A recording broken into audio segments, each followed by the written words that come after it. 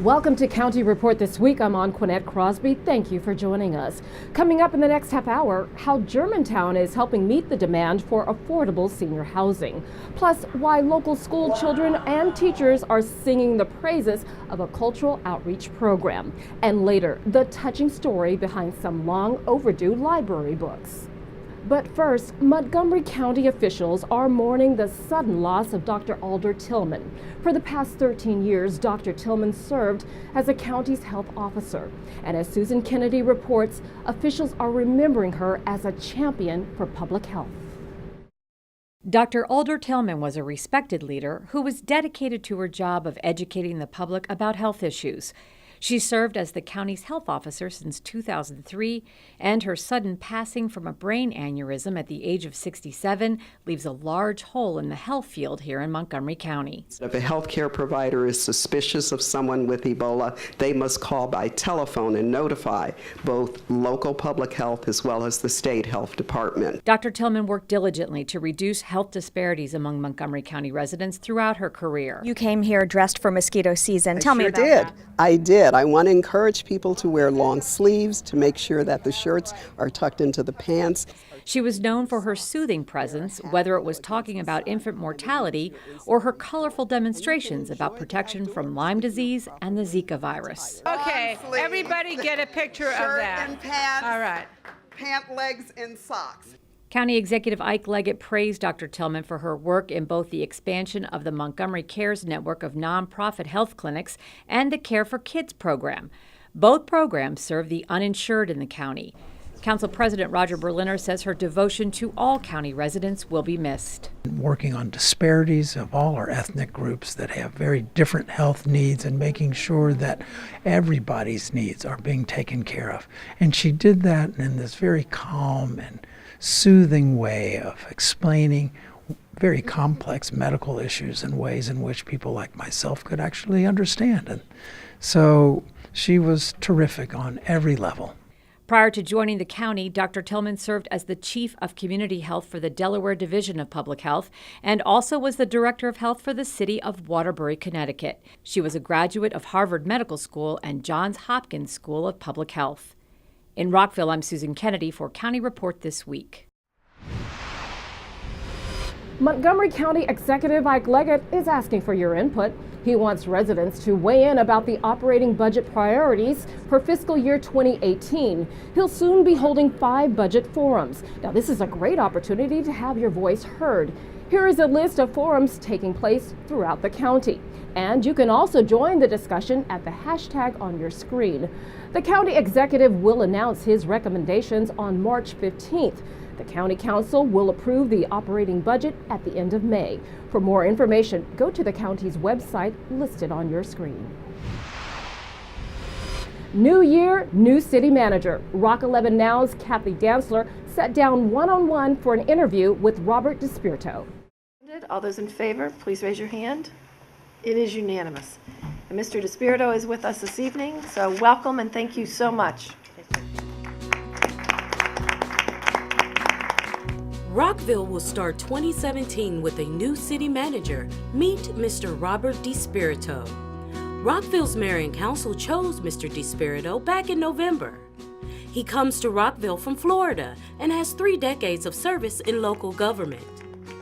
Being a Pennsylvania native, this husband and father of 2 is excited about moving back to the Mid-Atlantic region where he and his family can enjoy the change of seasons.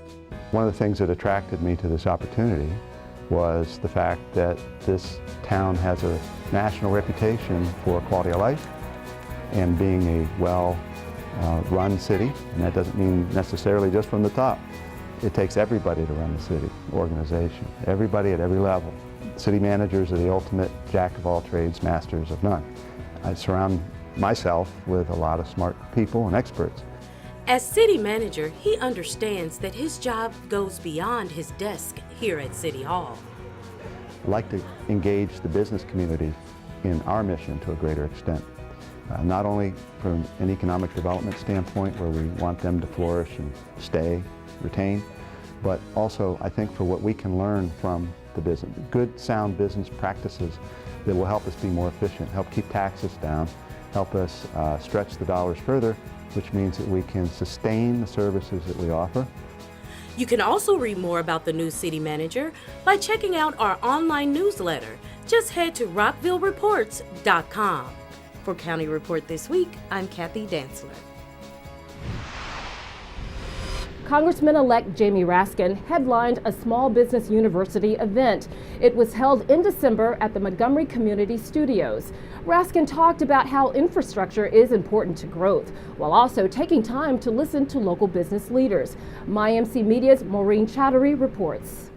It's a great district that has wonderfully well-educated people who are super engaged in the community and tons of small businesses.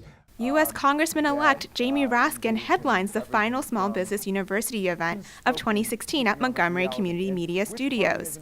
Raskin discussed his plans for helping the small business community, which includes working on infrastructure. Well, we need an infrastructure plan to get America moving, and as part of the infrastructure plan, we've got to make sure that the provisions are set up in such a way that it doesn't just favor big businesses, but that small businesses have a central place there. And this meeting really raised my consciousness about that these people are very well aware that we need an infrastructure plan, that it's coming, but they want to make sure that it's done in a way that it's going to benefit small businesses too. For local business owners, the event was an opportunity to highlight issues important to them. We've been in business for 24 years, and we find that there are a lot of supports, a lot of financial avenues of opportunity available to startups. There are a lot of opportunities available to really larger growing businesses.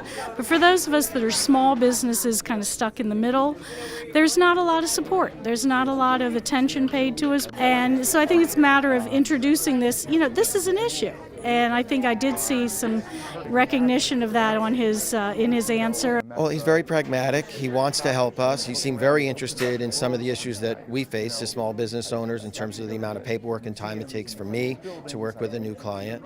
He also expressed a willingness to work with the president on infrastructure and not just be an impediment to some real bipartisanship. I hope as a member of Congress always to be championing the small business point of view and making sure that our laws and our regulations are structured in such a way that there's a real strong place for small businesses in the economy. In Rockville, I'm Maureen Chaudhary for County Report This Week. Coming up on County Report This Week, honoring our hometown Olympic heroes. Plus, more about the workshop aimed at helping seniors in Montgomery County live life to the fullest. Stay tuned. We'll be right back.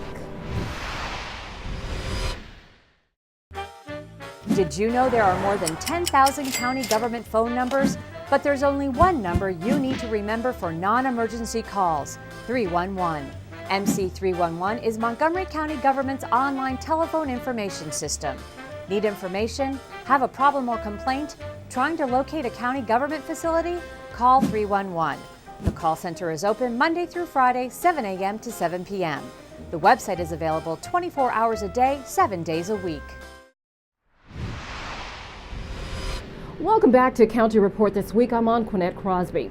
2016 proved to be an extraordinary year for U.S. Olympic athletes in Rio. In fact, 3 Team USA medalists live right here in our county. They were recently celebrated by the county executive and many of their adoring fans. Lorna Virgili has a story. The Olympic Games in Rio were almost 5 months ago, but in Montgomery County, it was all cheers just before the holidays, celebrating 3 of the homegrown athletes who raked in medals in the 2016 Olympic Games.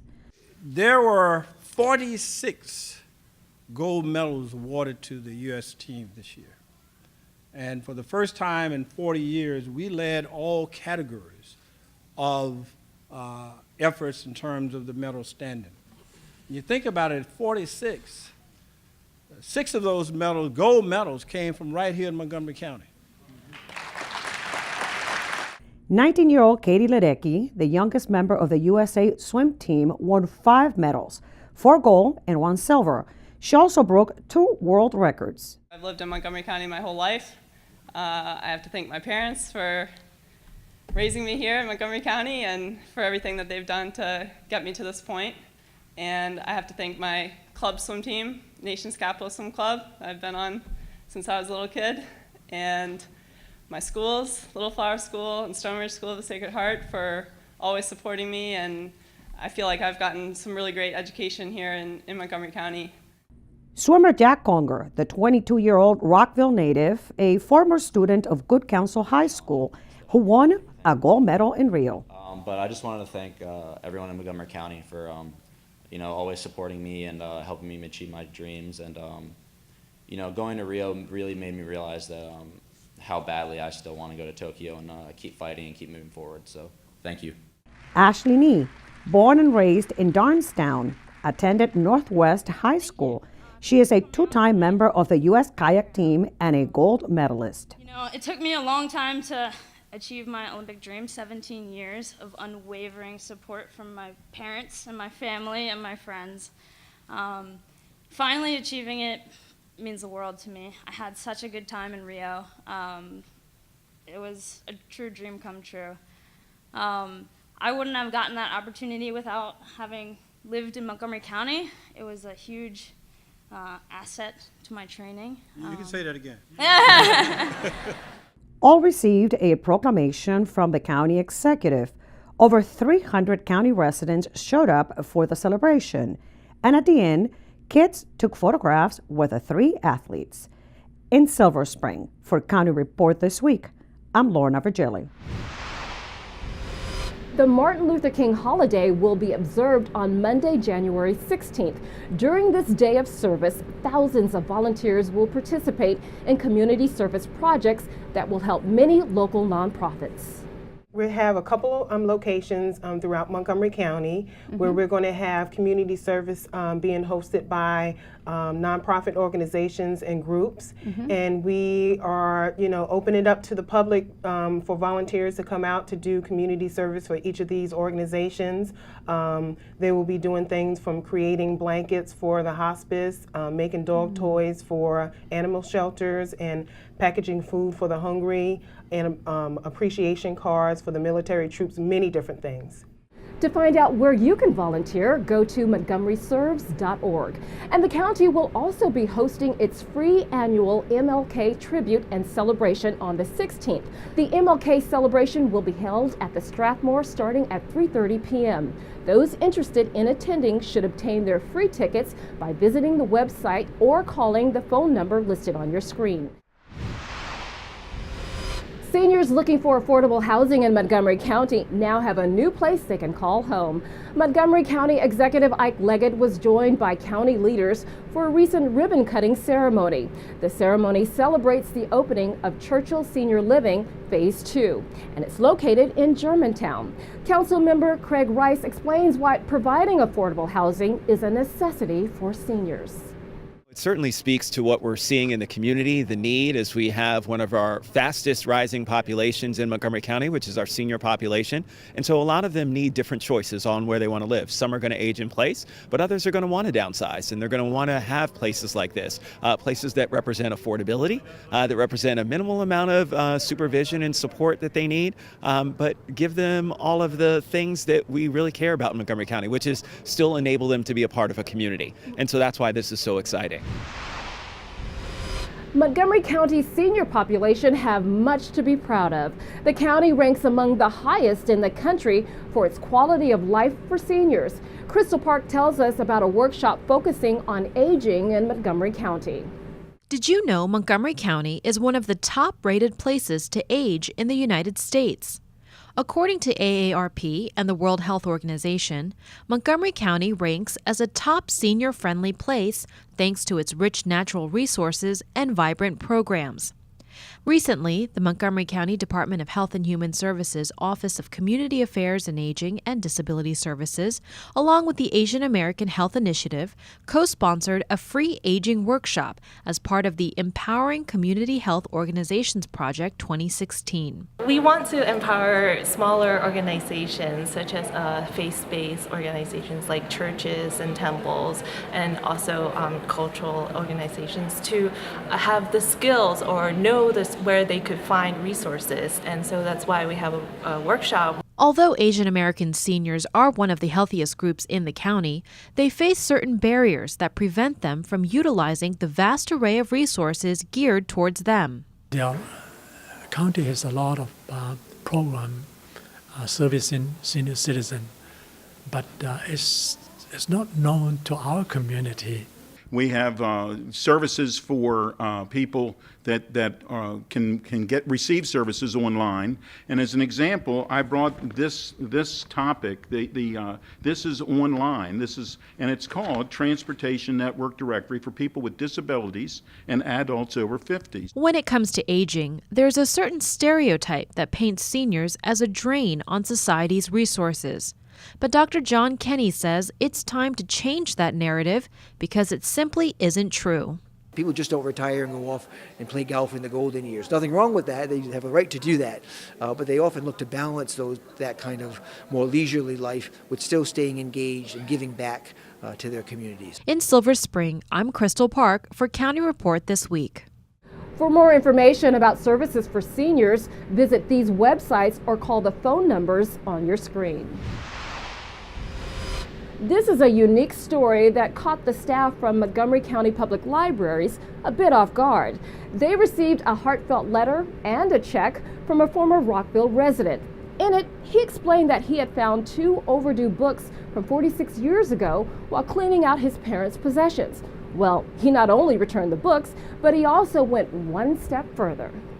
I think people understand that libraries are shared collections, and so we're not bringing the book back, but here's a donation. And with that check from the Kramers, we're going to be able to buy many new books for the residents of Montgomery County.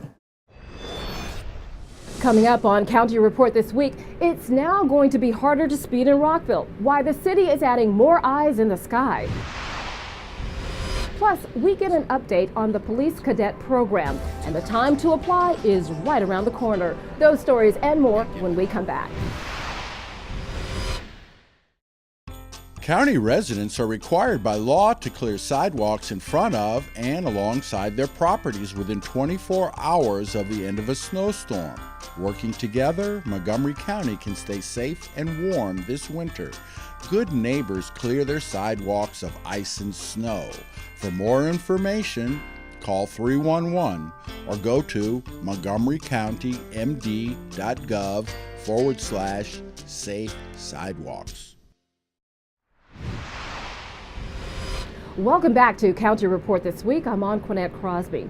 Children at New Hampshire Estates Elementary School are learning about different cultures through song and dance. The performance of a Grammy-winning artist has proven to be a big hit with the students. MyMC Media's Mitty Hicks has more. Latin Grammy-winning children's artist Andre Salguero is teaching children at New Hampshire Estates Elementary School about Latin American countries through his music. This community outreach program, entitled Jumpstart with the Arts, was funded by Carpe Diem Arts, an organization supported by El Golfo Restaurant. We feel it's really important for young children to have memorable experiences in the arts. They're at a stage of development where they're growing so rapidly, socially, emotionally, cognitively, and we believe the arts enriches that experience. This performance was also a measure made by organizers in partnership with school staff to support the children of families displaced by the Flower Branch Apartments explosion. This year we particularly wanted to come here because we knew that the school serves many of the children who were displaced by the explosion of the Flower Branch Apartments. But we also wanted to celebrate the school community that pulled together in the aftermath of that tragedy. And while Salguero has performed all over the world in many important places, he says the most important work he does is in schools. I get to connect with the students so close, to hear a little bit from them and to travel together and learn about culture. So every time I come to elementary schools, it's a pleasure. In Silver Spring, I'm Mitty Hicks for County Report This Week. The police department will soon be recruiting for its cadet program. Officer Damon Johnson sat down for an interview on the county's Spanish language radio show. He gave an impressive update about the program, which recently graduated 18 cadets. 8 of them have been hired by the police department. In the next coming year, we will have some other opportunities for new cadets to come on board into the paid portion, which is a 20-hour per week program, not to exceed 20 hours per week. They will provide their schedules. They would have to be enrolled in school. And as I stated before, they have to be 18 years old. They don't have to be a citizen. It's a valid driver's license and be able to pass a background check. The online application for the next class will be available next month. For more information, visit the website on your screen. Slow down. The Rockville Police Department is turning up the heat on speeders. They've installed a speed monitoring system on Maryland Avenue near the intersection of South Washington Street. The system will use portable cameras to monitor eastbound and westbound traffic. Motorists may see photo enforced signs, but officials say citations will not be issued for the first 30 days. After the grace period, citations will be issued beginning February 3rd for vehicles exceeding the posted speed limit by 12 miles per hour or more. You can learn more about the city's speed monitoring program online at rockvillemd.gov. January is National Radon Action Month. You can't see, smell, or taste radon, but it could be present at a dangerous level in your home. Radon is the leading cause of lung cancer deaths among non-smokers in the U.S. and claims the lives of about 21,000 Americans each year. A lot of people just aren't aware of how dangerous it is. And so what we wanted to do is make sure that that information is out there. And a lot of people don't understand, but it's the second leading cause of cancer, only to smoking. And on top of that, it's actually the leading cause of death in the United States compared to drunk driving and all kinds of other incidents. I mean, this is something that really is dangerous. Exposure to radon is preventable. Testing the levels in your home is easy with a kit, which is available at hardware stores. It's fairly cost effective. You do have to, even if you test once, deal with that radon has seasonal variability. It changes with weather conditions. It changes with how open or closed your house is, etc. But if you do determine, going through the steps that radon, people that sell the radon tests require you to do, and you do determine that you have an issue, it's actually fairly easy to mitigate. For more information, visit the website on your screen. Coming up next on County Report this week, how a generous donation will bring smiles to the students at the Stone Ridge School in Bethesda. And our Pet of the Week. Stay with us. We'll be right back.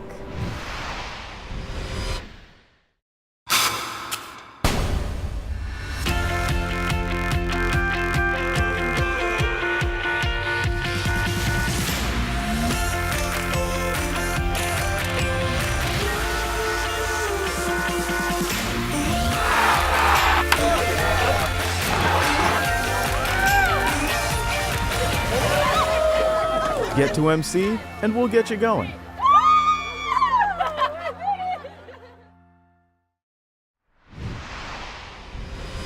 Welcome back to County Report this week. I'm Anqoinette Crosby. There's a fun new addition to the playground of the Stone Ridge School in Bethesda. My MC Media's Maureen Chaudhary tells us more about who made the generous donation and who the Playhouse is dedicated to and why. The Stone Ridge School of the Sacred Heart community celebrates the dedication of a playhouse donated by Somerset Mayor and philanthropist Jeffrey Slavin. Slavin bought the playhouse to benefit Rebuilding Together Montgomery County. First, I was involved with Rebuilding Together, which is a fantastic organization. And so this year, I had emceed the event when these beautiful playhouses were auctioned off. So then I bought one. This is the third one that our family foundation has purchased. And Christina suggested that we donate here at this wonderful school, which, being a Montgomery County native, I've known about my entire life. And what I really love about the school is that there are kids from all economic backgrounds. So Jeffrey donated the Playhouse in honor of Cokie Roberts, who's a local philanthropist and does so much for our community and young girls. She's class of 1960 at Stone Ridge, and she wants to remind the young girls of service and the importance of serving their community and the work that Rebuilding Together does. It all came together beautifully because Jeffrey bought the Playhouse to support Rebuilding Together, which is a community organization helping people in need stay at home, stay in their homes but when they are run down. making them livable. And so to have a house representing a livable house that children can play in at a school that celebrates diversity and community spirit given by this great philanthropist was just perfect. Rebuilding Together in Montgomery County received roughly $7,000 on behalf of Jeffrey Slavin for the purchase of the Playhouse, and all of those funds will go to repair the actual homes of our clients across Montgomery County. In Bethesda, I'm Maureen Choudhury for County Report This Week. With the start of the new year, the college basketball season really begins to heat up, and both the men's and women's basketball teams at Montgomery College are off to a great start. MCTV's Michael Brown has a report as the second half is set to start. It's beginning to look like this will be a very special season for both the MC men's and women's basketball teams. The men's team returned just 3 players from last year's team that finished 23-8 and took the Maryland JUCO title. But playing one of the toughest schedules of any D3 team in the country, the Raptors are 10-4 entering January. Head coach Keith Bird's young team is averaging almost 82 points while allowing just 67. Pat Smith is back in the low post and continues to put up big numbers, averaging a double-double, 16.4 points and 12 rebounds, and the newcomers have made an immediate impact. Freshman Colin Turner is the team's leading scorer at 17.2 points per game, and point guard Chris Johnson is averaging over 14 a game while adding 3.5 assists.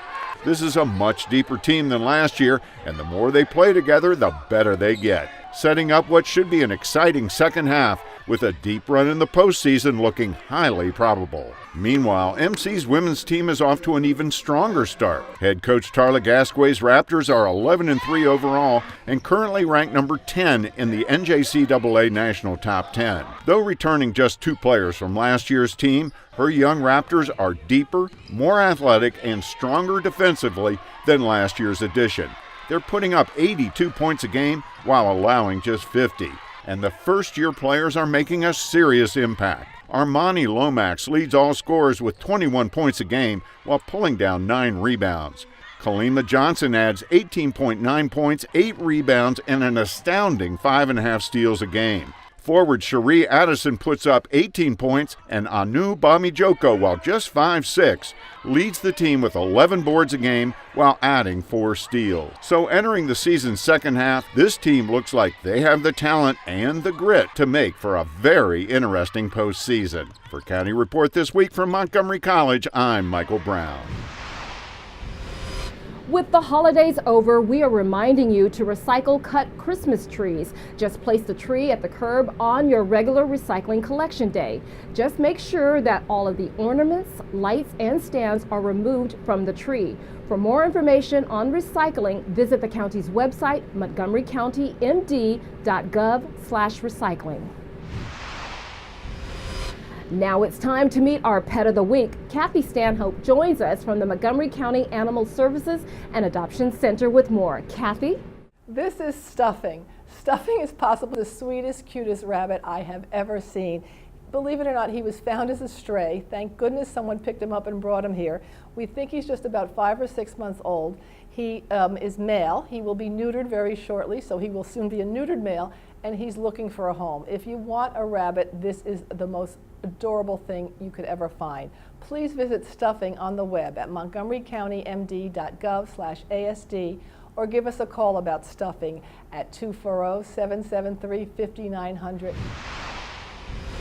With that, we close this edition of County Report This Week. Remember to like us on Facebook and to join us again at this time every week for a look at what's going on inside Montgomery County.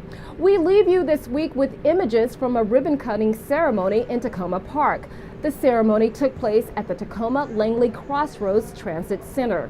It's the largest non-Metro Rail station transfer point in the D.C. area. It provides bus service to over 12,000 customers every day. I'm Anqoinette Crosby. Thank you for watching.